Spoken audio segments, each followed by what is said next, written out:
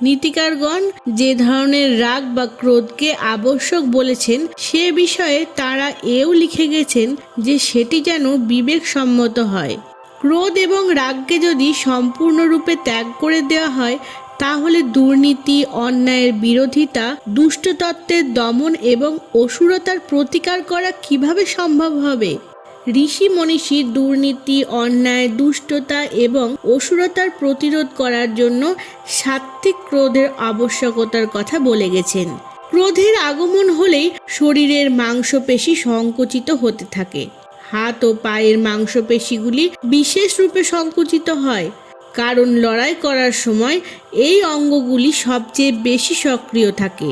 চেহারায় টান ধরে।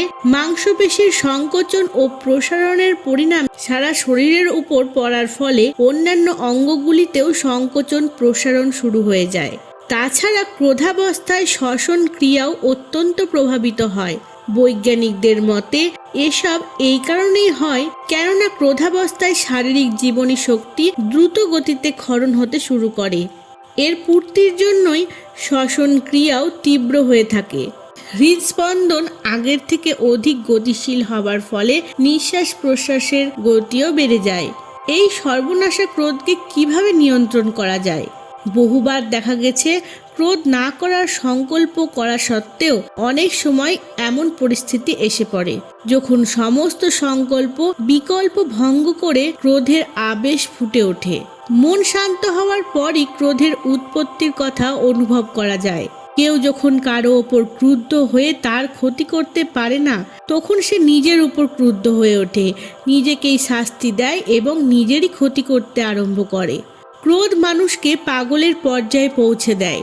বুদ্ধিমান এবং মনীষী ব্যক্তিগণ ক্রোধের কারণ দেখা দেওয়া সত্ত্বেও কখনোই নিজেদের উপর ক্রোধের আক্রমণ হতে দেন না।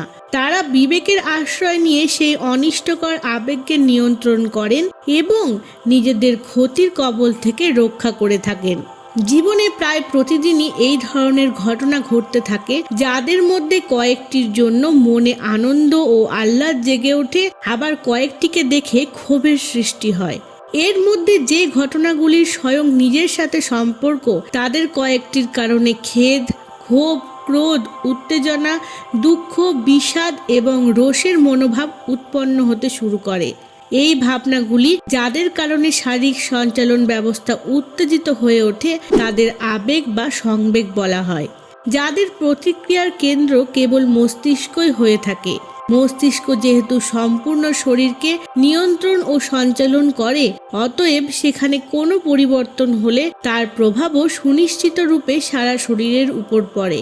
এটি ছিল মনোবিজ্ঞানীদের চিরকালের গবেষণার বিষয়। ক্রোধ, ঘৃণা, কুণ্ঠা অথবা হতাশারূপী মানসিক উদ্বেগ ও চাপের ফলে কেবল আহার্য বস্তুগুলি হজম হতেই দেরি হয় না, বরং এর ফলে পেটের অন্যান্য গণ্ডগোলও উৎপন্ন হতে পারে, এমনকি আলসার পর্যন্ত হতে পারে এবং শরীরে বৃদ্ধাবস্থার লক্ষণও প্রকট হতে দেখা যায়।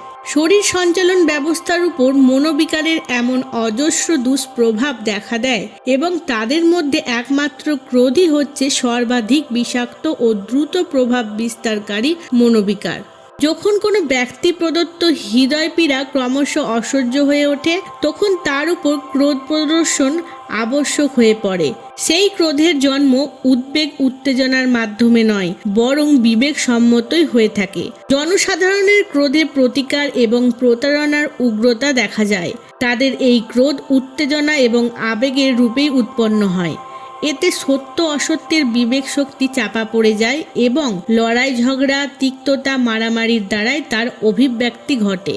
ক্রোধের সাথে মনের অন্যান্য বিকারগুলিরও ঘনিষ্ঠ সম্বন্ধ থাকে। অস্থিরতা, উৎকণ্ঠা, উদ্বেগ, অহংকার, অসহিষ্ণুতা ইত্যাদি হলো তার সহচর। ক্রোধের অভিব্যক্তি দমিয়ে রেখে মনে মনে দীর্ঘদিন জ্বলতে থাকায় শত্রুতায় পরিণত হয়। এই শত্রুতা ক্রোধের চেয়েও ভয়ঙ্কর। বেশিরভাগ ক্ষেত্রে তাড়াহুড়োর পরিণামেই ক্রোধের সৃষ্টি হয়। কোনো অনুচিত কাজ চোখে পড়লে কিংবা কোনো ক্ষতি হয়ে গেলে তার সঠিক কারণ নির্ধারণ করার বিষয়ে কখনোই তাড়াহুড়ো করা উচিত নয়। স্মরণ রাখা উচিত যে বিচার করতে গিয়ে অনেক সময় কারণ খোঁজ করাতেই ভুল ত্রুটি হয়ে যায়। সুতরাং অনুচিত অথবা ক্ষতিকারক কাজের ঘটনাস্থল থেকে কিছুক্ষণের জন্য দূরে সরে যেতে হয়। মনই হলো মানুষের উত্থান পতন এবং মোক্ষ লাভের মূল কারণ। যদিও বেশিরভাগ ক্ষেত্রে পরিস্থিতিকেই দোষ দেওয়া হয়, কিন্তু পরিস্থিতি যদি একমাত্র কারণ হতো তাহলে একই পরিস্থিতিতে থেকেও সকলে না হোক অন্তত অধিকাংশ মানুষেরই একই পথ অবলম্বন করা উচিত ছিল। কিন্তু তা হয় কোথায়? যথেষ্ট ভালো পরিস্থিতি এবং সমস্ত রকম সুযোগ সুবিধা থাকা সত্ত্বেও অনেকে কত নিকৃষ্ট কাজ করে। এর বিপরীতে ভীষণ বিপত্তি এবং অত্যন্ত অভাবের পরিস্থিতি সত্ত্বেও অনেকে নৈতিক মূল্যবোধ ও সদাশয়তা বজায় রাখে। ধন্যবাদ।